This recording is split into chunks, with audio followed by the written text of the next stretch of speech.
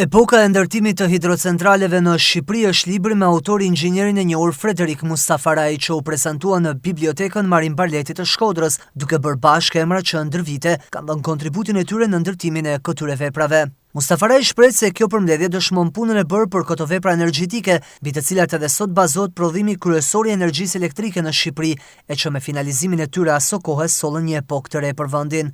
Filluan punë Vades, mbaroi Valdezi, u nisën në Fierz. Mbaroi Fierz na erdhën Koman. 20 vjet ja është punuar vetëm ditë për ditë, si i thonë, në Drinë, kryesisht në Shkodranët. Gjithë Shqipëria ka dhënë kontribut. Po Shkodra ka pasur ngarkesën të madhe. Në 46-ën në Shqipëri prodhoheshin gjithsej 4.4 milion kilowatt-orë, që i binte me popullsinë e atërshme 4.5 kilowatt-orë për frymë.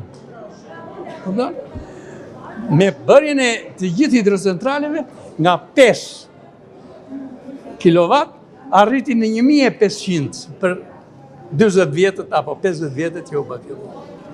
Prandaj quhet epokë, sepse ka dhe një gjë që fillimisht në hidrocentralet kanë ardhur na i kanë bërë të huajt, na kanë ndihmuar të huajt. Kuadro tona në fillim që u shkolluan jashtë, punuan me ta dhe filluan të bënin drejtuesin. Në Shkodër pastaj e mori komandën edhe nga ana e projektimit shqiptarët dhe vazhduam derisa u bë Komani është bërë totalisht me forcat veta. I pyetur në lidhje me debatet dhe pikpyetjet që shpesh kanë lindur në dekadën e fundit mbi sigurinë e digave dhe cilësimin e hidrocentraleve si shkaktare të përmbytjeve në Shkodër, inxhinieri Mustafaraj i hedh poshtë, duke sqaruar. Kur Shkodra u mbyt, dikush bërtiti na shkodranët që na mbyti hidrocentrali. Tash ne që marrim vesh, por sa zgarkon hidrocentrali Vades?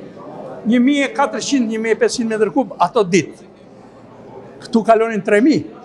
Po nga vinin, nga Kiri, nga kjo Gjadri, edhe bashkoheshin, u kombinuan që u mbyt Shkodra, po Shkodra nuk e mbyti hidrocentrali. Për sa i përket sigurisë pasaj, se shumë u folë në atë kohë, u spekulua ato ditë, është 2010 a kulmi, që edhe kryeministri kohës ka thënë, kanë bërë një gabim që kanë hapë portat e Qyrsaqit, duhet kishin hapur portat e Zadez.